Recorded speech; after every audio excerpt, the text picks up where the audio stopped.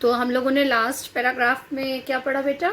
हम लोगों ने लास्ट ये पैराग्राफ पढ़ा कि भाषा की साधारण इकाई शब्द है और शब्द के अभाव में भाषा का अस्तित्व ही जो है वो दुरूह होता है। इसके बाद का जो पैराग्राफ है उसमें आपको ये बताया गया है कि जो भाषा का शुद्धिकरण था, साहित्यिक शुद्धिकरण, उसके लिए हिंदी भाषा के नवीनीकरण के लिए भारत सरकार ने जो आपके वो लिए नियम बनाए, उनमें उनको प्रयत्नों में काफ़ी सफलता मिली और 1950 में शास्त्रीय और तकनीकी शब्दावली आयोग की स्थापना हुई। किसकी स्थापना हुई? 1950 में शास्त्रीय और तकनीकी शब्दावली आयोग की स्थापना की गई, जो विज्ञान की हर शाखा के लिए जो योग्य शब्दावली होगी उसका निर्माण कर रही है। विज्ञान की हर शाखा के लिए, जैसे मैंने आपको एक एग्जाम्पल दिया था ना, मॉलिक्यूल, तो साइंस में अंग्रेजी में मॉलिक्यूल होगा, ठीक है, और हिंदी में क्या होगा? अणु। अब पूरे विश्व में आप कहीं भी चले जाएंगे तो उसके लिए हिंदी में अणु ही यूज किया जाएगा और जो अंग्रेजी भाषा होगी उसमें मॉलिक्यूल शब्द ही यूज किया जाएगा। जबकि आप देखेंगे कि दूसरी चीजों के साथ ऐसा नहीं है। जैसे अगर हम साधारण सा शब्द लेते हैं, मतलब साधारण तो नहीं है, तो वो रिश्ते हमारे जीवन के लिए बहुत इंपॉर्टेंट, माता और पिता, तो आप देखते हैं कि माता और पिता शुद्ध हिंदी में कहा जाएगा व्याकरण की दृष्टि से। माँ बाप भी कहा जाएगा, है ना, माता जी पिताजी भी कहा जाएगा। आजकल के फैशन में मॉम डैड भी चलता है, मम्मी पापा भी चलता है, ठीक है ना, और अम्मी अब्बू भी चलता है। और इंग्लिश में हम क्या कहते हैं? मॉम एंड डैड कहते हैं। मम्मी एंड डैडी होता है, लेकिन अब उसका भी शॉर्ट फॉर्म हो गया मॉम एंड डैड। तो माँ और पिता, माता और पिता, ये दो ऐसे शब्द हैं जो अलग अलग भाषाओं में अलग अलग बोले जाएंगे। ऐसे ही हर चीज के लिए, खाना शब्द है, जाना शब्द है, आना शब्द है, इन सब के लिए हर भाषा में अपनी शब्दावलियां होंगी। लेकिन जो साइंस के शब्द होंगे, जो विज्ञान के शब्द होंगे या औद्योगिकीकरण के शब्द होंगे, उसके लिए एक ही शब्दावली का प्रयोग किया जाएगा, ठीक है। यही इस पैराग्राफ में बताया गया है। और इसमें फिर उन्होंने ये भी बताया है कि राहुल सांकृत्यायन और डॉक्टर रघुबीर, ये जो दो मनीषी हैं, दो विद्वान हैं भारतीय भाषा के, भारतीय हिंदी भाषा के, इन्होंने इस काम को सबसे पहले अपने अभिरुचि के कारण, अभिरुचि मतलब अपने शौक के कारण इसको अपने ऊपर लिया, मतलब इस चीज की जिम्मेदारी ली और उसके बाद इसको आगे गतिशील बनाने की कोशिश की। इस पैराग्राफ को आप पढ़िएगा। मैंने आपको पहले भी कहा है, मैं 3 हफ्ते से ये चैप्टर आपको पढ़ा रही हूँ और मैंने आपसे कहा है कि इस चैप्टर की एक रीडिंग आप जरूर से लगा लीजिए, ताकि अगर कहीं कुछ आपको ऐसा लगे जो कि ना समझ में आ रहा हो, ठीक है। इसी को चीज को आगे देखिए। ये पैराग्राफ कम इम्पॉर्टेंट है, लेकिन इसमें ये चीजें बताई गई हैं आपको कि किस तरह से भाषा शुद्ध होगी और उसके लिए भारतीय सरकार ने कौन सा प्रयास किया। तो 1950 में शास्त्रीय और तकनीकी शब्दावली आयोग की स्थापना की गई, जिसमें डॉक्टर रघुवीर और राहुल सांकृत्यायन ने बढ़ चढ़कर हिस्सा लिया। इसके बाद ये पैराग्राफ देखिए, विदेशी शब्द जिन्हें अपनी प्रांतीय भाषाओं में ग्रहण करने की आवश्यकता है, खास तौर पर 2 तरह के होंगे। अब जो विदेशी शब्द होंगे आपके, वो 2 तरह के होंगे। कौन कौन से? एक वस्तुमूलक, एक भावसूचक। इस चीज को भी कल हम आपको काफी बता चुके हैं। विदेशी शब्द जिन्हें हम अपनी प्रांतीय भाषाओं में ग्रहण करेंगे, खास तौर पर 2 तरह के होंगे, वस्तुसूचक और भावसूचक। वस्तुसूचक मतलब जैसे ये रूलर है, ये रूलर है, ठीक है, ये रूलर है, ये हम ये टीवी का रिमोट है, तो ये वस्तुसूचक शब्द हैं। ये प्रांतीय भाषाओं के आधार पर होंगे। ये टीवी का रिमोट है, ये रूलर है, ठीक है। इसी तरह से आप कुछ और भी देख सकते हैं, जैसे कि ये एक बुक है, ये आपके सामने एक बुक है, ठीक है, ये भी एक बुक है जिसको हम पढ़ रहे हैं, ये बुक है। ये उसके बाद फिर देखिए ये टेबल है, तो ये वस्तुमूलक शब्द है। ये कौन से शब्द है? ये वस्तुमूलक शब्द है। क्या बताया? ये बुक है, ये टेबल है, ये रूलर है आपके सामने, तो ये सब वस्तुमूलक शब्द है। इसी तरह से भावसूचक शब्द होंगे। भावसूचक शब्द मतलब जिसमें कि खुशियां, तकलीफें, प्यार करना, नफरत करना, ये सब भावनात्मक शब्द होंगे। तो इसके लिए हम प्रांतीय भाषाओं से शब्दों को ग्रहण करेंगे, ठीक है। इसका मतलब ये हुआ। इसको हम ऑलरेडी बता चुके हैं आपको कि जैसे हर भाषा में कुछ पर्टिकुलर शब्द होंगे और उन्हीं शब्दों को हम उसी की तरह से यूज करेंगे। अभी इसके पहले वाले वीडियो में आपने देखा होगा, हमने आपको बताया कि या तो उन शब्दों को उसी तरह से यूज करेंगे जो पढ़े लिखे लोग होंगे, और या फिर उसमें थोड़ा सा तोड़ मरोड़ करके उसको यूज करेंगे। जैसे कि मैंने आपको स्टेशन शब्द बताया, स्टेशन या स्टेशन या स्टेशन वा, तो जिस तरह के लोग होंगे उस तरह से उसको वो खर्च करेंगे, यूज करेंगे, उपयोग करेंगे। ठीक है, अब देखिए विज्ञान, इसी चीज को जो मैंने अभी आपको इस वीडियो में बताया, इसी चीज को थोड़ा सा और प्रिस्क्राइब किया है इस पैराग्राफ में। विज्ञान की प्रगति के कारण नई चीजों का निरंतर आविष्कार होता रहता है। जब कभी नया आविष्कार होता है उसे एक नई संज्ञा दी जाती है। जिस देश में उसकी सृष्टि की जाती है वह देश उस आविष्कार के नामकरण के लिए नया शब्द बनाता है। वही शब्द प्रायः अन्य देशों में बिना परिवर्तन के वैसे ही प्रयुक्त किया जाता है। यदि हर देश उस चीज के लिए अपना अपना अलग नाम देता रहेगा तो उस चीज को समझने में ही दिक्कत होगी, जैसे रेडियो, टेलीविजन, स्पुतनिक आदि। ये भी मैं एक तरह से आपको इंट्रोडक्शन में बता चुकी हूँ। मैंने आपको बताया था कि इंट्रोडक्शन में ही कि मैंने आपको पूरा चैप्टर एक तरह से पढ़ा दिया है।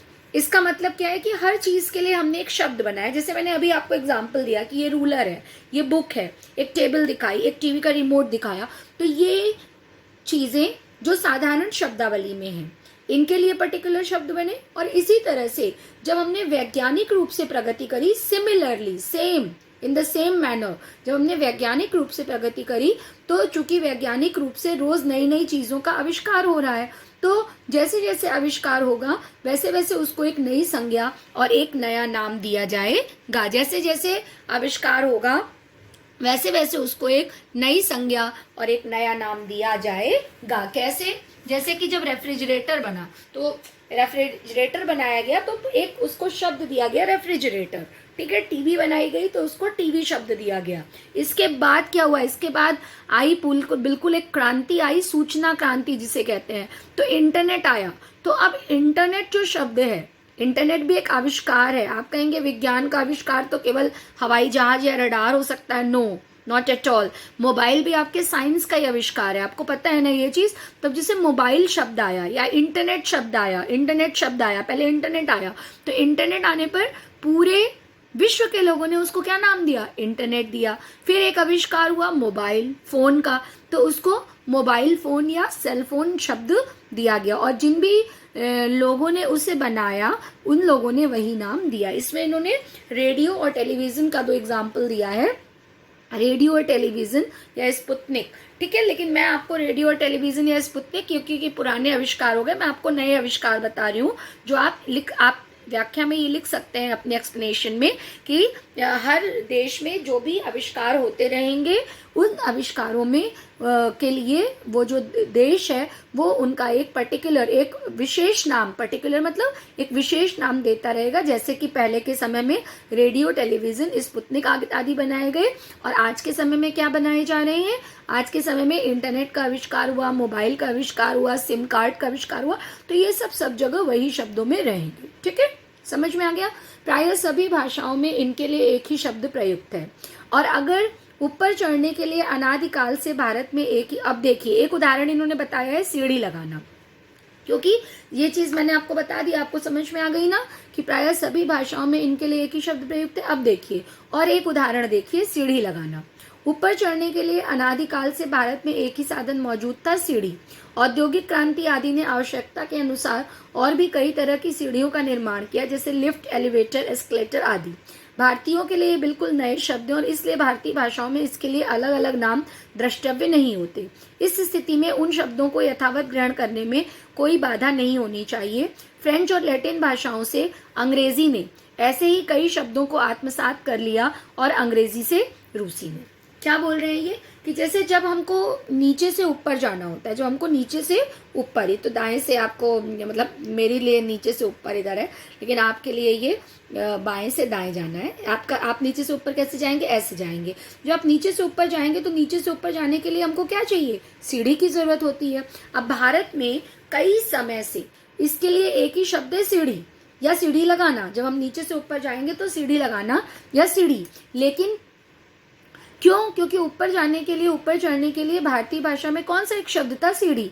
लेकिन जब औद्योगिक क्रांति हुई, औद्योगिक मतलब इंडस्ट्रियलाइजेशन हुआ, औद्योगिक रूप से हम और अधिक मॉडर्न हुए और अधिक आधुनिक हुए, तो सीढ़ी के लिए, तो ऊपर जाने के लिए केवल सीढ़ी ही नहीं यूज हुई, घरों में, होटलों में, बिल्डिंग्स में, मॉल्स में क्या क्या यूज हुआ? लिफ्ट यूज हुई, एलिवेटर यूज हुआ, एक्सलेटर यूज हुआ।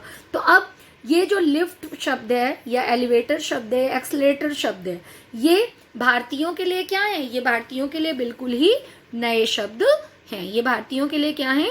ये भारतीयों के लिए नए शब्द हैं और इसीलिए भारतीय भाषाओं में इसके लिए अलग अलग शब्द हमको नहीं दिखाई देते, नए नहीं द्रष्टव्य होते मतलब नहीं दिखाई देते। और इस स्थिति में हमको शब्दों को क्या करना है कि यथावत ग्रहण करने में कोई बाधा नहीं होनी चाहिए, क्योंकि अगर हम सोचें कि हम इसके लिए कोई नया शब्द बनाएं तो we will be in difficulty, क्योंकि वो नया शब्द हमारे लिए तो सही होगा बट सबके लिए अब सीढ़ी लगाना, सीढ़ी तभी कोई जानेगा जब जो हिंदी भाषा जानेगा। समझ में आ रहा है ना? लेकिन ऑल ओवर द वर्ल्ड हम इंग्लिश भाषा सबसे ज्यादा बोलने वाली भाषाओं में एक है, तो लिफ्ट, एलिवेटर और एक्सलेटर कोई भी जानेगा, वो हिंदी भाषा भाषी भी जानेगा अगर उसको अंग्रेजी का ज्ञान है, और इंग्लिश भाषा भाषी भी जानेगा क्योंकि उसको तो अंग्रेजी का ज्ञान है ही। समझ में आ गया? फिर देखिए, भारतीयों के लिए बिल्कुल नए शब्द हैं और इसलिए भारतीय भाषाओं में इसके लिए अलग अलग नाम द्रष्टव्य नहीं होते। इस स्थिति में इन शब्दों को यथावत ग्रहण करने में इसलिए हमको कोई भी बाधा नहीं होनी चाहिए। और फ्रेंच और लैटिन भाषाओं से अंग्रेजी ने ऐसे ही कई शब्दों को आत्मसात किया और फिर अंग्रेजी ने भी रूसी से किया। इनका मतलब, लास्ट लाइन का मतलब क्या है कि इस तरह से बहुत से ऐसे शब्द बने, मतलब वैज्ञानिक रूप से प्रगति जहां जहां देशों में हुई, फ्रांस में हुई, इंग्लैंड में हुई, जो भी आपकी यूरोपियन कंट्रीज थी या अमेरिकन कंट्रीज थी उनमें हुई, अमेरिकी देश हैं, आप देश लिखेंगे आप हिंदी में, अमेरिकी देश, या फिर यूरोप के जो यूरोपीय देश थे या जो एशियाई देशों में बाद में वैज्ञानिक प्रगति हुई। ठीक है, तो जो प्रगति जहां पर जिस देश में हुई और जिसने जिस चीज का आविष्कार किया उसी देश ने, चाहे वो फ्रांस हो तो उसने फ्रेंच भाषा में, चाहे वो इंग्लैंड हो तो उसने अंग्रेजी भाषा में, या चाहे वो अमेरिका हो तो उसने अमेरिकन इंग्लिश या इंग्लिश भाषा में, क्योंकि अमेरिकन इंग्लिश के भी फोन सब नहीं जानेंगे। तो जो एक विश्व के स्तर पर जो अंग्रेजी भाषा को मान्यता प्राप्त है उस अंग्रेजी भाषा में उन शब्दों को लिया गया और अंग्रेजी से फिर रशियन भाषा में भी लिया गया, या रशियन से, रूस से अंग्रेजी भाषा में भी उन शब्दों को लिया गया। समझ में आ गया ना? ये समझ में आ गया होगा। उसके बाद ये दोनों पैराग्राफ हैं, कभी कभी एक ही भाव के होते हुए भी उसके द्वारा भी अनेक अन्य पहलू अथवा स्तर साफ व्यक्त नहीं होते। उस स्थिति में अपनी भाषा में ही उपस्थित विभिन्न पर्यायवाची शब्दों का सूक्ष्म भेदों के साथ प्रयोग करना पड़ता है। जैसे उष्ण एक भाव है, जब किसी वस्तु की उष्णता के बारे में कहना हो तो हम ऊष्मा कहते हैं और परिणाम के संदर्भ में उसी को हम ताप कहते हैं। वस्तुतः अपनी मूल भाषा में उष्ण, उष्णा, ताप, इसमें उतना अंतर नहीं जितना अब समझा जाता है। पहले अभ्यास की कमी के कारण जो शब्द कुछ कटु या विपरीत से प्रतीत हो सकते हैं वे ही कालांतर में मामूली शब्द बनकर सर्व प्रचलित होते हैं। कहने का मतलब क्या है कि जैसे एक चीज है गर्मी, क्या शब्द है? गर्मी। अब गर्मी शब्द हम कहाँ से आया? साइंस में अगर हम देखें तो हीट से, यहाँ पर साइंस की बात की जा रही है इसलिए मैं साइंस से एग्जांपल ले रही हूँ। ठीक है, जो कॉमर्स के और आर्ट्स के बच्चे हैं वो ये नहीं सोचेंगे कि मैम साइंस से एग्जांपल दे रही हैं, इसलिए क्योंकि यहाँ पर साइंस की एक टर्मिनोलॉजी यूज की जा रही है। आप सारे बच्चों ने साइंस पढ़ी है 10th तक। तो ऊष्मा का मतलब क्या है? हीट, हीट है। तो गर्मी, अब अगर हम उसको साधारण बोलचाल में कहेंगे तो गर्मी कहेंगे, लेकिन यहाँ पर गर्मी का मतलब गर्मी या ताप कहेंगे, लेकिन ताप का मतलब यहाँ पर समर से नहीं है। समर जिसे हम इंग्लिश में कहते हैं उससे नहीं है, बल्कि किससे? हीट से है। तो हीट में उसका क्या वो होगा? उष्ण, उष्णा, ऊष्मा और ताप। क्या क्या होगा? उष्ण, ऊष्मा और ताप, तीन शब्द अलग अलग होंगे। अब ऊष्मा मतलब हो गई हीट, ताप मतलब हो गया टेम्परेचर, है ना? तो अलग अलग शब्दों का यूज हुआ। क्यों? क्योंकि उसी चीज से मिलते हुए भाव अलग अलग है। और अगर हम मौसम की बात करेंगे तो मौसम का मतलब क्या होगा? मौसम का मतलब हो जाएगा समर। तो कहने का मतलब ये है कि स्टार्टिंग में इस पैराग्राफ में ये लेखक ये कहना चाहता है, आप इसकी का व्याख्या ऐसे करेंगे बेटा कि इस पर्टिकुलर पैराग्राफ में लेखक ये कहना चाह रहे हैं कि जब हम किसी भी भाषा में भावों के लिए शब्दों को यूज करते हैं या शब्दों को प्रयोग करते हैं तो वो एक से ज्यादा हो सकते हैं, क्योंकि भाव कैसे होंगे? भाव जो है वो अलग अलग होंगे। भाव कैसे होंगे? भाव अलग अलग होंगे। Okay, yes.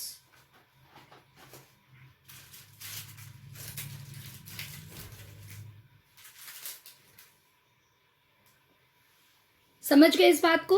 तो चूंकि भाव अलग अलग होंगे इसलिए हमने अलग अलग शब्दों का यूज किया है, जबकि उसमें अंतर उतना नहीं है। उस समय और जब यूज किया तब उतना अंतर नहीं हुआ, अब ज्यादा समझ में आता है।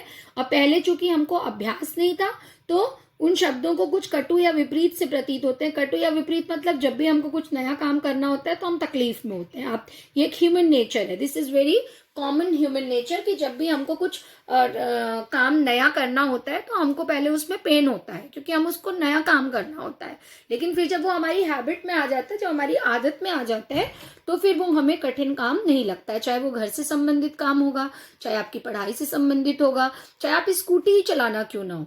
तो स्कूटी चलाना जब आप स्टार्टिंग में जाएंगे तो डरेंगे, है ना। बहुत से बच्चों को स्कूटी अभी भी नहीं आती होगी क्योंकि उनको डर लगता है। लेकिन जब वो प्रैक्टिस में आ जाते हैं तो स्कूटी निकालना उनके लिए बड़ी बाएं हाथ का खेल होता है, एकदम चुटकी बजाने के बराबर। बाएं हाथ का खेल भी बड़ी बात हो गई, चुटकी बजाने के बराबर हो गया। और वो बाहर स्कूटी से ही जाना चाहते हैं। इसी तरह से जब हम भाषा में नए शब्दों का प्रयोग करते हैं तो स्टार्टिंग में, शुरुआत में हमको तकलीफ होती है, लेकिन बाद में ऐसा नहीं होता है। ठीक है, समझ में आ गया।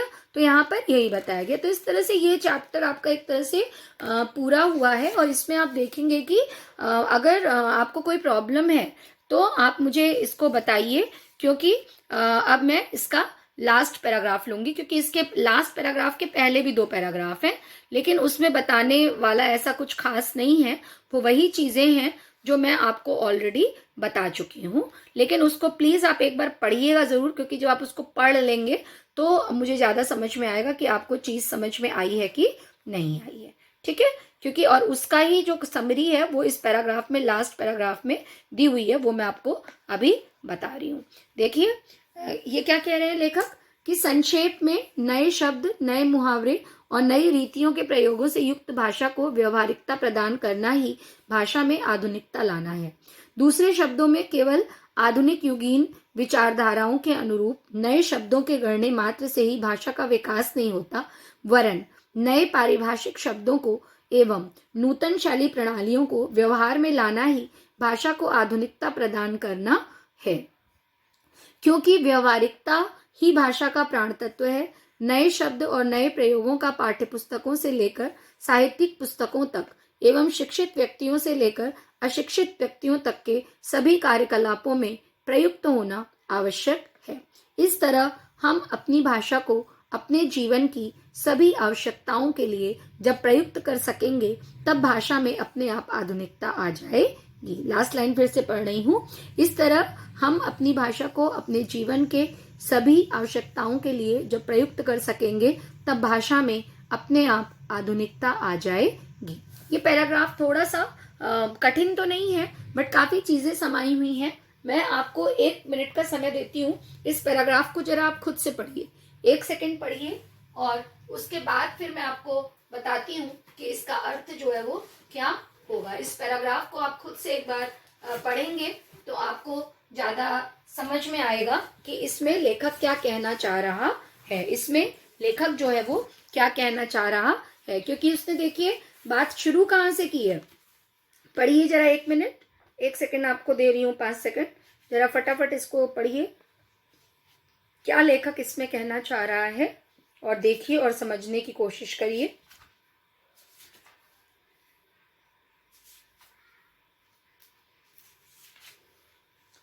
जी देखिए इसमें क्या क्या चीजें हैं।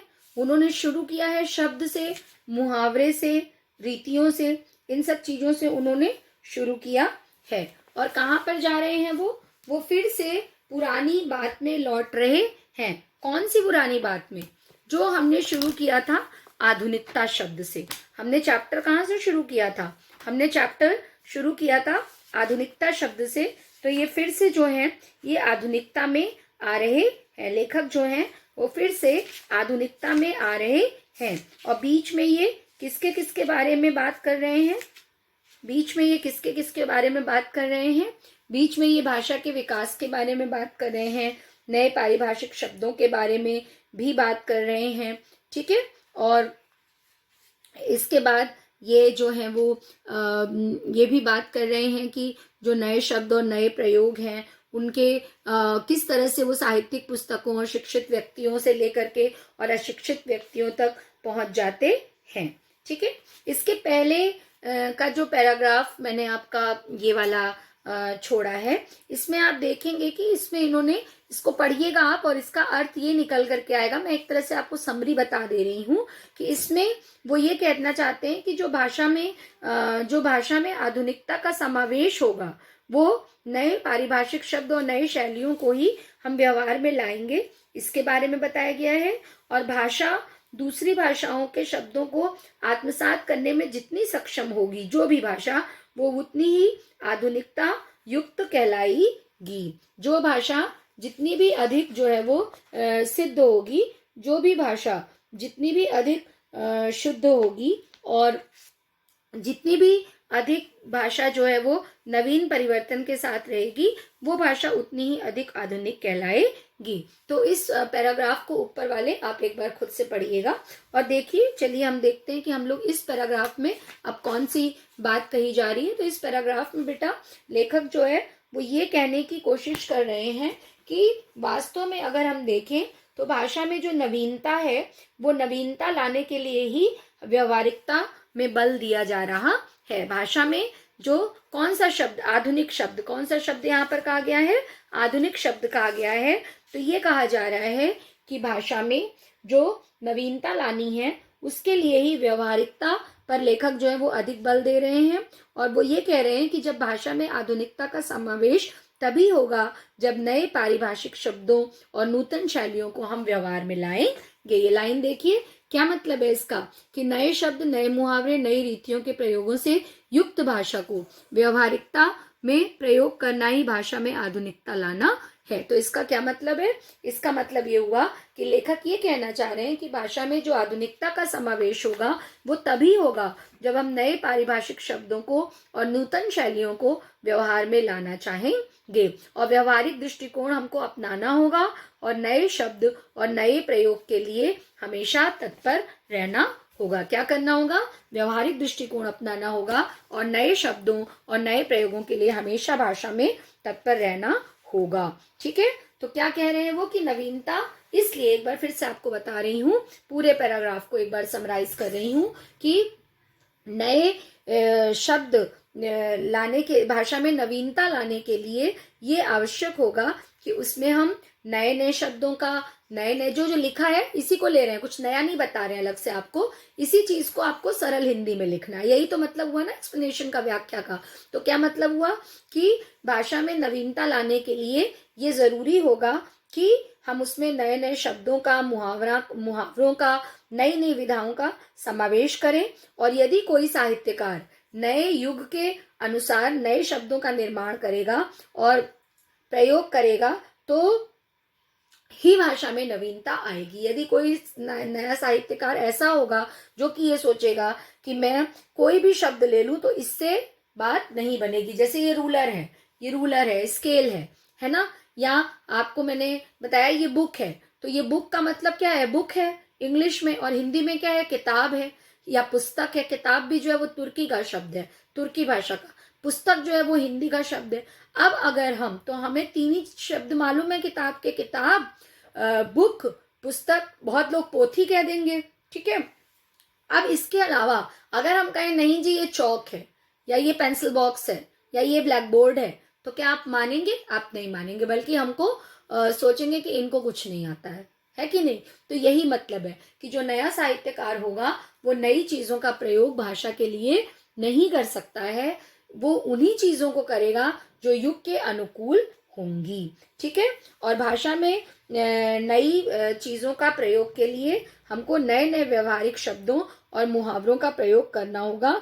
लेकिन सबसे बड़ी बात यह है कि नवीनता लाने के लिए वो जो, जहां से हमने चैप्टर शुरू किया था, कि वो पूरे समाज के लोग उस चीज को जानेंगे।